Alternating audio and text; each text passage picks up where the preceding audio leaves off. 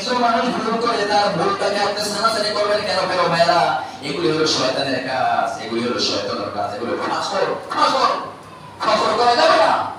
কোনো মানুষ অহংকার করবেন না প্রিয় ভাইরা, করবেন না, করবেন না, করবেন না।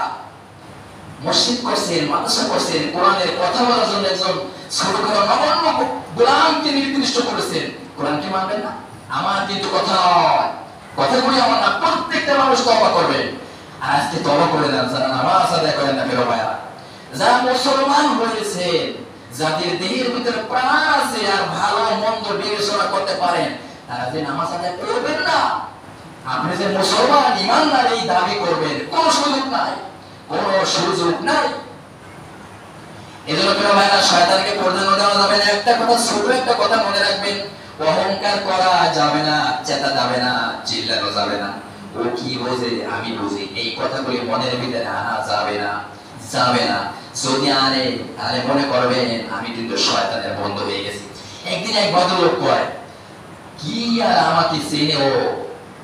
এই কথাটা মক্কা শরীফ শুনছি, এই কথাটা মক্কা শরীফে লাগছে, কি কয় ও কিরা, আহারে।